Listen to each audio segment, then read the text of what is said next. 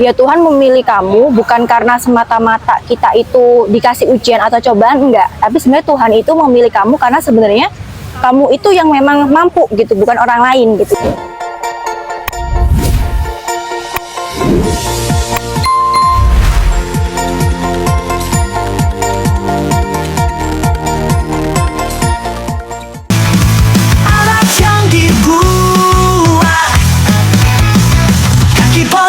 Tangan palsu, sepatu terapi, koreksi ortopedi, korset pinggang punggung, skoliosis dan alat kesehatan customize lainnya.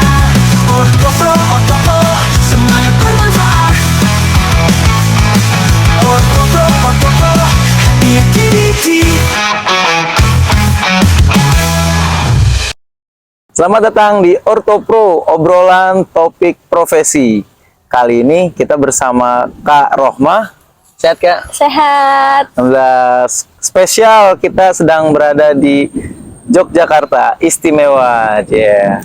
Kak Rohmah ini adalah seorang outdoor enthusiast dan juga disabilitas influencer. Boleh dong Kak, kenalin lagi detailnya Kakak ngapain aja aktivitasnya dan pekerjaannya gimana gitu. Oke, terima kasih sebelumnya Mas. Halo teman-teman semuanya, perkenalkan kalau nama lengkap aku lumayan panjang ya Mas. Arohmah Sukma Permada Marganeta, tapi biasa dipanggil Arohmah.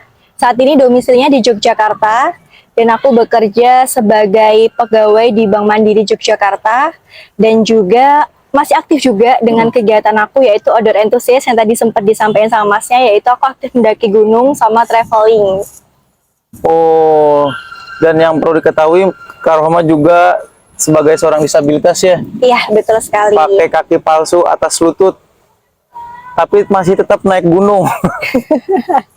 Ini luar biasa loh. Boleh ceritain nggak sih maksudnya dari awal kejadian amputasinya tuh gimana gitu?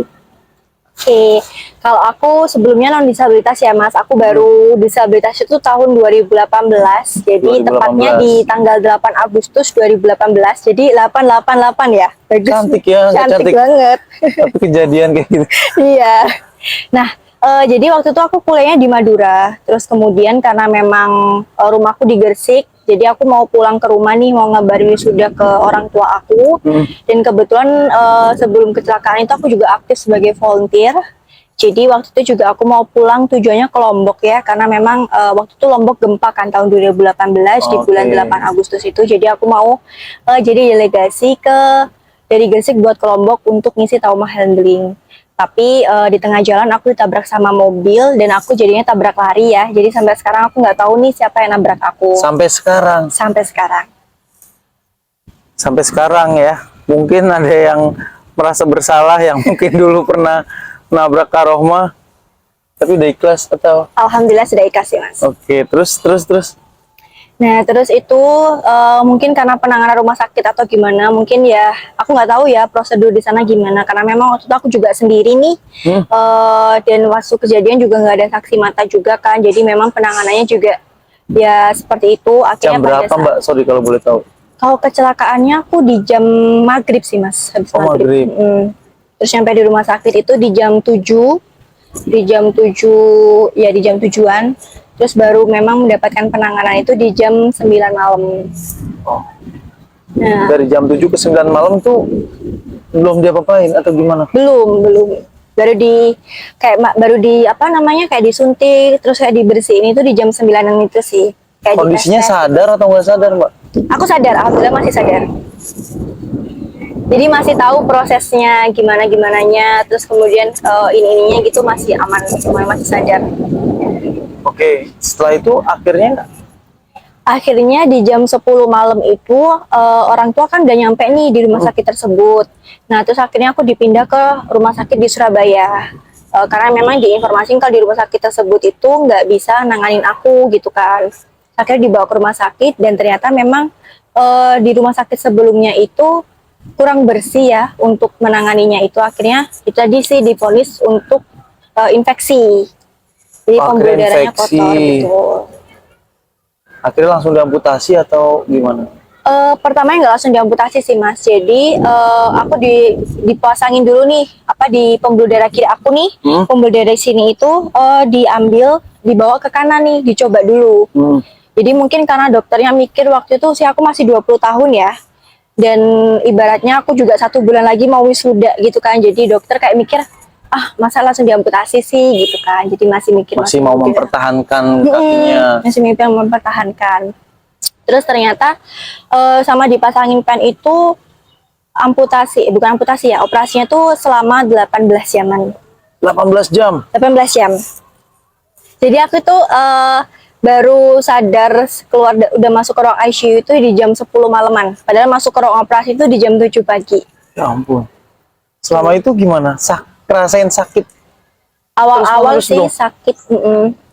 Tapi pas waktu udah proses operasi udah nggak kerasa kan dibius ya mas, dibiusnya Oh, kan iya, separuh iya, kan. iya. Cuman pas waktu udah selesai tuh, nah pas waktu udah selesai di apa namanya di operasi itu kayak aku ngerasa kakiku itu beda, kayak nggak bisa digerakin lah atau apalah. Sampai pertama kali itu kayak aku masih shock ya, kayak kakiku ini hilang atau gimana sih? Kayak emang nggak ada rasanya gitu kan.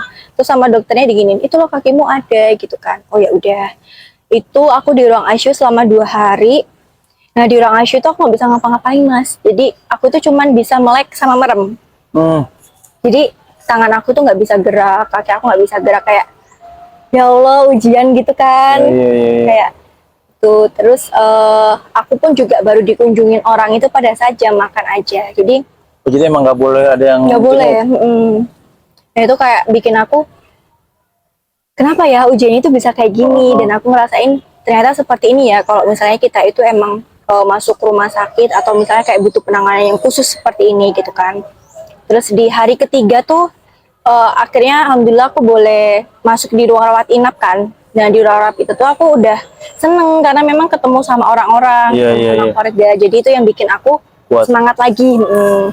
Cuman ternyata selama 5 hari itu udah dicoba penanganan ini, ternyata memang nggak bisa. Jadi Penanganan untuk tetap mempertahankan kakinya. betul. Akhirnya Malam itu dikasih tahu kalau misalnya harus diamputasi. langsung vonis Langsung amputasi. vonis amputasi. Karena kan memang infeksinya itu, setiap infeksi menjalar itu badan itu kan kerasa panas ya. Jadi suhu tubuh itu hampir 40-an waktu itu. Dan aku pun juga udah nggak bisa ngapa-ngapain gitu kan. Jadi dari situ sih dokter memutuskan harus diamputasi. Dokter juga bilang gini kan waktu itu ke aku, selesai aku saat Isya, Mbak Rohma masih mau hidup gak gitu. Kalau mau hidup nanti malam harus diamputasi ya gitu. Karena kalau misalnya nanti infeksi ini jalan ke jantung, aku udah nggak bisa ngapa-ngapain atau nggak bisa bantu Mbak gitu. Pilihannya diamputasi atau mau hidup? Iya betul. Agak ini ya. Agak Terus, ngeri. Mbak langsung terima atau ada denial dulu, nolak dulu? Enggak dok, saya tetap setelah tapi udah dikasih pilihan gitu sih ya.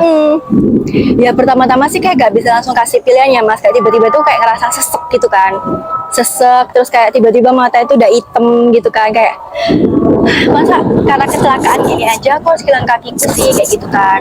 Nah cuman setelah itu kayak aku disampaikan kan, nanti kalau misalnya kamu udah diamputasi dan kamu emang cepet aktif atau ini, nanti bisa kok pakai kaki palsu gini. Jadi dokter itu kasih gambaran, nggak usah takut kalau misalnya nanti diamputasi, konsekuensinya seperti ini loh gitu. Tapi kalau misalnya kamu mempertahankan pakai pen atau misalnya kayak kamu mempertahankan ini, ya ini konsekuensinya gitu. Jadi ya udahlah, karena aku waktu itu mikirnya aku nggak mau lama-lama di rumah sakit gitu kan. Terus aku juga udah ngerasain sakit, bahkan aku udah sampai beberapa hari itu nggak bisa gerak, cuman bisa melek sama merem, dan kalau infeksinya naik pun juga panasnya minta ampun. Jadi ya udah aku terima waktu itu diamputasi.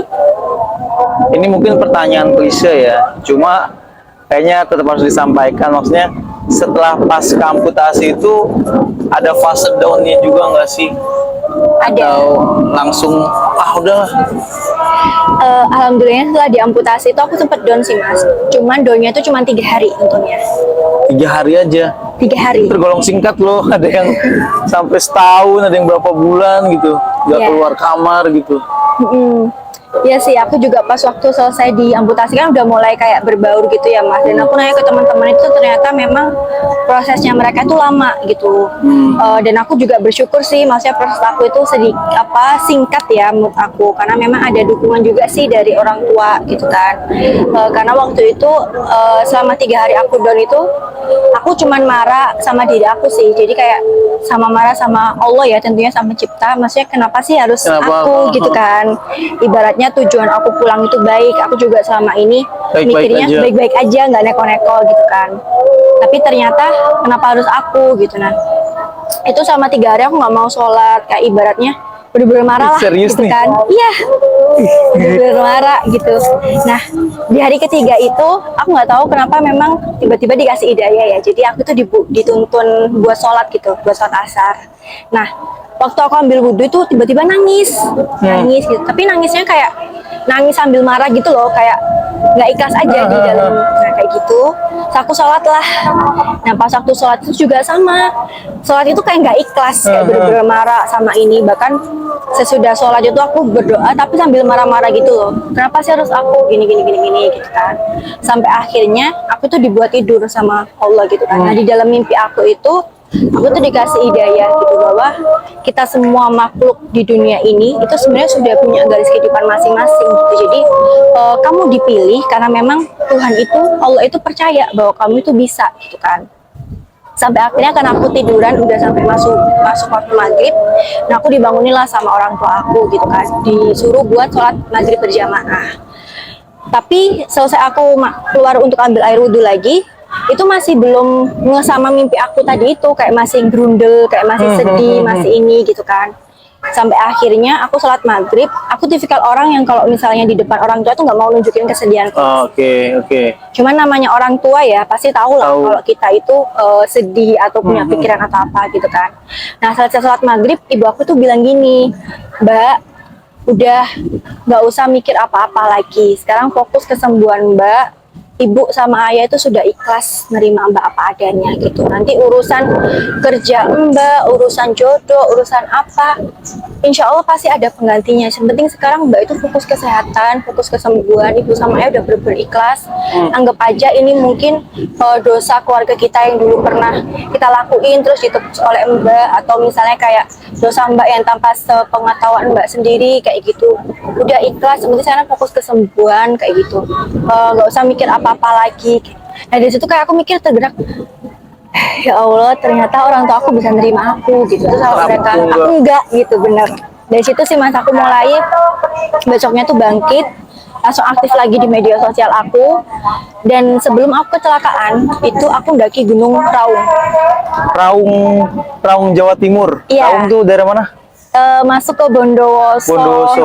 Itu yang Bondowoso treknya sama 3 hari 3 malam nggak sih, Raung? Iya betul, dan termasuk salah satu gunung yang memang ekstrim Yes. di Jawa Timur. Nah, dan itu ada salah satu, aku ada foto yang emang itu kayak nggak sengaja buat ngangkat kaki kanan aku kayak gitu posisinya kayak ya itu.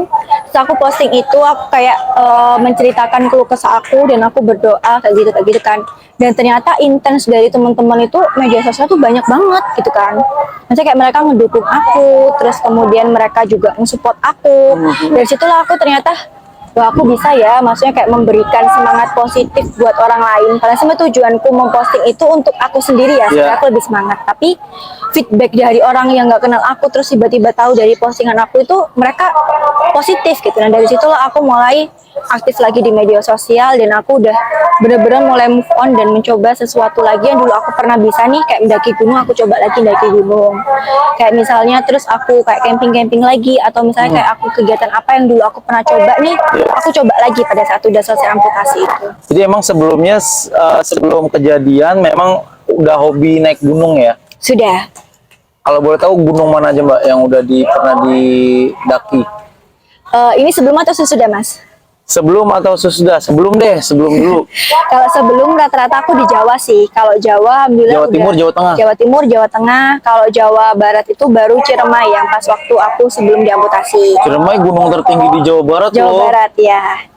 Terus pas sudah selesai diamputasi itu aku mencoba lagi gunung-gunung yang dulu udah pernah aku coba nih, kayak misalnya di Jawa Timur itu ada Penanggungan, aku coba lagi, atau misalnya kayak gunung Bromo aku coba lagi, terus kemudian kayak Gunung Arjuna aku coba lagi, Lawu aku coba lagi. Jadi gunung-gunung yang dulu aku pernah coba nih, yang udah aku tahu jalurnya aku coba lagi. Dan ada juga beberapa gunung yang bahkan sesudah aku diamputasi ini lebih banyak yang aku daki daripada sebelum. Oh gitu. Itu pakai kaki palsu atau enggak? Kalau pakai kaki palsu aku baru 2 gunung sih mas. Serata-rata pakai kruk. Oke, berarti rata-rata tuh pakai krek, belum pakai kaki palsu. Belum. Kalau pakai kaki palsu baru 2 gunung, itu Gunung Andong yang ada di Magelang sama Gunung Telemoyo. Oke. Nah, terus sebelum amputasi dan setelah amputasi tuh kesulitannya gimana sih? Apalagi naik gunungnya kan cuma pakai tongkat tuh. Itu kesulitan apa yang dirasain? Kalau kesulitan sih ini ya mas, apa namanya, lebih ke pas waktu jalannya kan licin ya kalau di gunung itu. Jadi kalau misalnya dulu tuh misalnya kita kayak butuh ini kan biasanya agak kita bisa ngeseimbangin diri juga nih. Maksudnya kayak misalnya kita mau jatuh atau gimana, ya udah kita bisa ngeseimbangin diri sendiri pakai kaki kita sendiri. Nah, tapi kalau misalnya aku pakai kruk nih, aku tuh masih perlu bantuan temen kadang. Jadi kadang kruk aku itu harus ada yang nompang, ibaratnya kayak ada yang ngeganjel supaya Nggak goyang. bukan goyang ya, supaya nggak turun gitu loh. Oh iya Kayak gitu. Atau kalau misalnya nggak ada temen sih, aku lebih suka Berarti cari. pijakannya harus batu. Nah, betul, pijakan. Harus ada pijakannya. Kalau sebenarnya kayak tanah bisa, tapi tanah itu kayak harus ada cengkungan supaya truk atau ban aku tuh bisa masuk gitu, kayak gitu. Nah, kalau pakai kaki palsu itu juga bisa kayak gitu, tapi effort atau kendalanya pas pakai kaki palsu itu pada saat naik. Karena kan aku atas lutut nih mas. Iya. Jadi kalau pada saat naik itu soket atau ininya itu kan lebih naik kan. Ya. Jadi buat naik ke ininya tuh kayak butuh tenaga yang lebih 2 kali lipat gitu. Kayak gitu sih. Tapi untuk turunan atau misalnya ini sih apa namanya, lebih enak pakai kaki palsu ya sebenarnya tuh. Cuman ya memang pada saat naiknya itu lebih butuh effort 2 kali lipat kayak gitu. Si kaki kirinya kan pakai kaki palsu kanan nih. Kaki kirinya tuh berarti kan dia lebih menopangnya lebih dominan nggak sih kalau kayak gitu? Kalau pada saat naik atau Betul. turun? Lebih dominan kaki kiri sekarang. Teknisnya gimana? Kalau naik itu kaki kiri dulu apa kanan dulu? Kiri dulu. Kalau aku naik biasanya aku ini dulu, Kiri kan? dulu. Heeh. Kalau turun? Kalau turun kanan dulu. Kanan dulu ya. Jadi mungkin buat tips teman-teman yang pakai kaki palsu juga, kalau naik usahakan kaki yang normal dulu ya. Normal benar. Nah, kalau naik kaki yang normal, kalau turun kaki yang palsunya amputasi. dulu, kaki palsunya dulu. Jadinya ketika dia jadi pijakan, kaki yang normalnya segera langsung jadi Segera benar jadi penopang ya. tampang benar. Oke, next mau naik kemana lagi nih Mbak?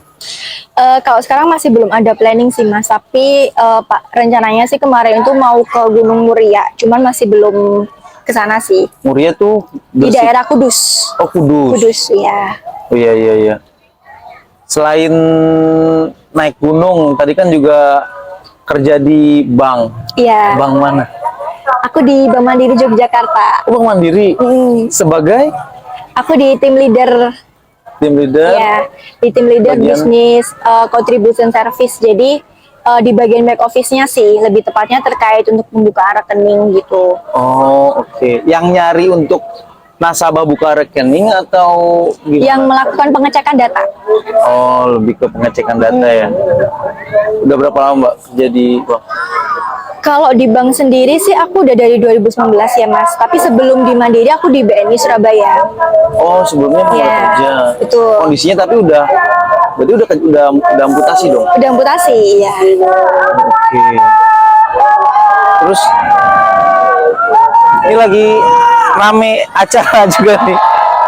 Mungkin suaranya kalau terdengar kurang-kurang gimana, maklumin, lagi ada acara juga. Apa kita mau ikutan juga, Mbak? Wih. Kaki palsunya sendiri itu dari kapan? Kalau pakai kaki palsunya aktif setiap hari aku gunain pada saat aku di Jogja sih mas, 2021. 2021. Iya. Lancar pakai kaki palsu setelah berapa bulan pemakaian? Pas waktu di Jogja itu aku udah mulai lancar 1 minggu sih. 1 minggu. 1 minggu pas baru pemakaian kaki palsu. setelah di Jogja berarti belum, maksudnya belum, udah lama dong setelah pakai kaki palsu. Pakai kaki itu di Gresik dulu apa gimana dulu? Sebenarnya sih kalau kaki palsu aku udah punya dari 2019. Cuman Oh gitu. cuman memang karena di Surabaya itu deket sama keluarga gitu kan, dan aku mikirnya itu apa-apa itu kayak masih bisa dibantu sama mereka, dan tempat tinggal aku kebetulan dari lokasi kerja sama waktu itu yang aku kos di Surabaya itu masih dekat. Oh, Dan aku tuh kayak waktu itu ngerasa masih belum bisa nyaman atau nyesuaiin kaki palsu aku gitu kan. Jadi ya aku pakainya pakai kruk, jadi nggak aktif pakai kaki palsu. Pakai itu kayak cuman pas waktu pengen pakai kaki atau misalnya ini, atau kalau enggak ya nggak pakai kayak gitu. Tapi lebih sukanya tuh pakai kruk gitu kan. Terus pas waktu aku mikirnya karena aku nggak bisa kayak gini aja, jadi aku nggak bisa ngandelin apa namanya kayak teman-teman aku yang ada di Surabaya yang memang mungkin mereka bisa nge-backup aku kalau misalnya aku ada apa-apa Oh, gitu iya, kan. iya.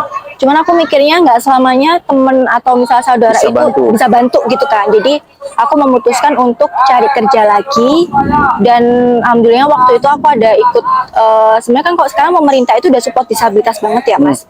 Ada program namanya itu FHCI, Forum Human Capital Indonesia, dan ada rekrutmen bersama BUMN. Dan itu FP apa? FHCI, FHCI, Forum Human Capital Indonesia. Human Capital Indonesia. Iya.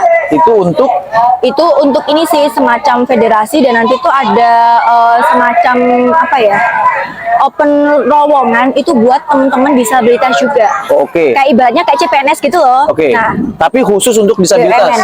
Bukan, khusus untuk perusahaan BUMN. Perusahaan BUMN menerima lowongan untuk disabilitas. Betul. Itu ada infonya di FHCI. Iya, FHCI atau bisa langsung ke Kementerian BUMN-nya langsung. Tuh. Oke, ini bagus nih informasi buat teman-teman yang mungkin disabilitas juga. Kalau memang punya kompetensi ya, Betul. yang jelas harus punya kompetensi dong. Iya. Punya kompetensi dan ingin berkarir di BUMN ya, Iya, khususnya BUMN, itu bisa cari informasinya di FHCI. FHCI. Iya. Oke, dari situ apa lagi Mbak yang akhirnya keterima tuh? Iya, akhirnya kan ada seleksi kan. Jadi kalau sekarang itu FHCI itu udah bisa semua orang ya, maksudnya kayak non disabilitas sama disabilitas itu bisa. Kalau dulu di tahun 2020-2021 itu FHCI masih fokus ke putra-putri Papua sama teman-teman disabilitas gitu. Oh, oke. Jadi waktu itu aku daftar di farmasi disabilitas kan, terus alhamdulillahnya ternyata aku terima nih Bank Mandiri, dan kebetulan waktu itu 2021 sempat COVID, jadi aku mendapatkan penawaran untuk mau ditempatin di Jogja atau di Jakarta. Akhirnya aku milihlah di Yogyakarta gitu kan. Nah, setelah pindah ke Jogja, karena orang tua aku mungkin masih trauma ya Mas, jadi aku tuh waktu itu nggak boleh bawa motor sama Oh, kecelakaan. iya. Jadi mereka ngebolehin aku bawa motor dan bolehin aku ngerantau dengan syarat kalau aku mana-mana harus pakai kaki palsu. Dari situlah karena paksaan itu akhirnya aku setiap hari pakai kaki palsu gitu The kan. power of kepepet akhirnya. Kepepet, bener. Dari situ akhirnya ternyata seminggu itu aku udah aktif gitu pakai kaki palsu. Lancar gitu. Lancar gitu. Jadi kayak apa namanya, mulai itu sih aku setiap kerja pakai kaki palsu, bawa motor pakai kaki palsu gitu. Jadi kemana-mana udah pakai gitu. Emang keluhan awalnya apa sih yang bikin Mbak males pakai kaki palsu? Keluarnya males sih. Keluhannya males. Keluarnya males sama kayak mungkin ngerasa ini ya Mas, apa namanya, kalau pas awal-awal itu kan kayak kurang nyaman, Oke, ribet sih lebih ribet. tepatnya. Karena kan sebelumnya soket aku itu emang vakum, tapi pakai ditarik pakai kain. Oh iya, Itu sih. yang kadang suka perih ya kalau ditarik ya. Betul. Oke. Nah kalau ini kan udah enak nih, maksudnya nggak pakai kain kan, jadi kayak bisa langsung masuk, jadi lebih enak gitu loh.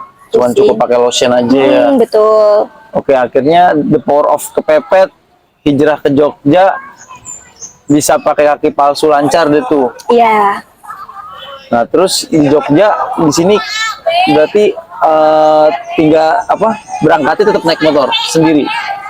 Berangkat ke Jogjanya ke Enggak, sini. apa kalau berangkat kerja, sorry, Naik motor, betul. sendiri? Kadang kalau ya baru-baru ini sih, karena aku baru nikah ya Mas, jadi kadang diantar sama suamiku pas waktu dia ke Jogja gitu. Akhirnya mendapatkan tambatan hatinya, Cie. Iya. Kapan akhirnya nikahnya? Aku baru kemarin sih, Juni tahun 2024. Oh baru 2024 Pak. Berarti Iya. hitungannya masih pengantin baru dong ya? Ya lumayan lah. Oh gitu. Akhirnya ketemu di mana, Mbak? Kalau boleh tahu sama Aku Masnya. ketemu sama suamiku tuh di gunung juga, di Gunung Andong. Pas waktu aku Akhirnya. ya betul. Berarti kalau FTV-nya Cintaku Ketemu di Gunung gitu ya. Di gunung ya. Kira-kira Mbak punya tips nggak buat teman-teman disabilitas yang mungkin lagi nyari kerja atau pekerjaan dan mungkin dia punya kompetensi nih tapi bingung harus kemana supaya bisa berkarir kayak Mbak Rahma nih, bisa berkarir bagus di BNI, di sekarang di Bank Mandiri, terus juga punya apa namanya jadi influencer disabilitas dan juga pasti punya apa brand-brand tertentu yang mungkin kerjasama sama Mbak Roma tuh. Kira-kira ada tips nggak buat teman-teman disabilitas yang lain? Oke, terima kasih ya Mas. Kalau tipsnya sebenarnya banyak ya dari aku, tapi kunci utama buat teman-teman disabilitas, kalau misalnya emang kita mau nunjukin bahwa, karena kan sebenarnya disabilitas itu udah termasuk kita adalah makhluk pilihan Tuhan ya. Jadi apapun itu yang membuat kita bisa lebih mendapatkan sesuatu yang baru, atau misalnya kita bisa menerima diri kita adalah dengan kita berdamai dengan diri kita sendiri gitu. Dengan kita berdamai dengan apa yang sudah digariskan oleh Tuhan gitu kan, ibaratnya ya Tuhan memilih kamu bukan karena semata-mata kita itu dikasih ujian atau cobaan, enggak. Tapi sebenarnya Tuhan itu memilih kamu karena sebenarnya kamu itu yang memang mampu gitu, bukan orang lain gitu. Jadi yang langkah dilakukan pertama kali adalah berdamai dengan diri. Kalau misalnya buat teman-teman disabilitas yang memang belum dapat pekerjaan nih dan kemudian ingin kerja gitu, sekarang perusahaan-perusahaan itu udah banyak banget yang nerima disabilitas, tergantung dari teman-teman aja mau atau enggak buat nerima itu, mau atau enggak bekerja di situ. Dan saran aku sih kalau misal dengan kondisi kita yang saat ini, perbanyak juga kompetensi, dan kalau misalnya ada penawaran pekerjaan, jalanin dulu gitu kan, jangan kayak pilih-pilih nggak usah inilah kayak gitu kan, ini nggak cocok sama aku, jangan gitu. Karena aku pun juga kuliah aku dari perkapalan. Itu dari perkapalan dan kemudian masuk ke bank gitu, jadi aku belajar dari nol. Cuman karena aku mikirnya oh nggak apa-apa, dengan kondisi aku seperti ini ada perusahaan nerima aku, ya aku harus belajar lagi gitu kan. Jadi apapun itu dijalanin dulu gitu kan. Dan untuk informasi terkait lowongan disabilitas sekarang udah banyak ya, kayak kerjabilitas, kemudian kerjabilitas Okay. itu ada disable. Disable itu punya, terus punyanya kalau nggak salah itu Mbak Angki Yudhistira. Yang mantan menteri. Betul, mantan menteri staf khusus presiden yang berhubungan dengan disabilitas ya. Iya. Dia juga kebetulan disabilitas kan. Ya, rungu ya. Betul, tunarungu. Nah, terus kemudian ada juga The Network Indonesia, itu dia di Bali lokasinya. Terus kemudian ada lagi yang menembus batas. Sebenarnya ada banyak sih Mas. Cuman memang dari kitanya sih yang harus apa namanya kayak cari-cari gitu, cari informasi. Karena sekarang itu khusus Kementerian BUMN pun pemerintah udah menerapkan setiap perusahaan adalah 2% harus ada disabilitasnya nih. Setiap perusahaan 2%. 2%. Ini Harus. untuk kementerian yang berhubungan dengan perusahaan BUMN ya Mas. Oke, jadi setiap perusahaan BUMN itu harus ada 2% 2%. teman-teman dari disabilitas. Betul. Dan kalau untuk yang non BUMN biasanya masih ada 1% sih kotanya. Tapi sekarang itu udah banyak, bahkan kayak kafe-kafe tuh sekarang udah banyak yang mempekerjakan disabilitas gitu. Oke, kompetensi apa yang kiranya harus dimiliki sama teman-teman disabilitas supaya bisa dapat karir atau pekerjaan yang bagus? Yang mudah deh nih sekarang. Ya. Oke. Kalau sekarang itu sih teman-teman disabilitas kan lebih banyak tergantung ya Mas. Jadi kayak disabilitas tunadaksa atau misalnya kayak aku nih yang amputasi itu lebih cocoknya mungkin kayak di dunia call center, terus kayak cara bagaimana mereka ngetik atau misalnya kayak Microsoft Office, Microsoft Excel, terus kemudian kemampuan cara dia berbicara kayak gitu. Nah, kalau untuk teman-teman yang disabilitasnya kayak tunarungu atau misalnya tunawicara, dia lebih bisa dominan ke administrasi ya. Jadi lebih banyak nih perbanyak skill-skill hal-hal seperti itu gitu. Karena kalau perusahaan-perusahaan lain kan kalau tunadaksa itu lebih, itu sih yang lebih enteng ya, ibaratnya call center atau misalnya kayak jaga toko kayak gitu kan. Tapi kayak jaga toko pun itu juga mereka nggak akan dipekerjakan berat gitu. Bahkan di Alfamart atau di Indomaret kan sekarang udah banyak nih teman-teman disabilitas gitu kan. Jadi ya itu sih dari teman-teman juga kuncinya itu tadi harus mau berdamai dengan diri sendiri dan jangan pilih-pilih pekerjaan. Harus berdamai dengan diri sendiri dan jangan pilih-pilih pekerjaan. Dijalanin dulu, learning by Betul. doing ya. Betul sekali. Duh, Mbak Roma, terima kasih banyak waktunya sudah membawa kita ke tempat yang istimewa, Yogyakarta. Jogja. Kerasan tinggal di sini? Alhamdulillah sekarang masih kerasan ya Mas. Kerasan tuh nyaman. Nyaman. Nyaman, nyaman. Nyaman. Terima kasih Mbak Roma atas waktunya. Mudah-mudahan sehat selalu, lancar Amin. di segala aktivitas, karirnya, dan juga tetap menginspirasi. Amin. Karena kita juga ngeliat Mbak Roma tuh dari sosial media dan ngerasa ini keren nih, ini keren gitu. Maksudnya banyak naik gunung juga, terus kerja juga, influencer juga dan lain-lain, itu semua dilakuin dan semuanya bisa berjalan dengan baik gitu. Baik, ya Alhamdulillah ya Mas. Terima kasih banyak, mudah-mudahan sehat Sama-sama, Mas. Amin. selalu. Teman-teman, terima kasih yang udah menyaksikan. Terus tonton di Orto Pro, obrolan topik profesi. Ketemu lagi di next episode. Semangat bermanfaat dan happy activity. Dadah. Dadah.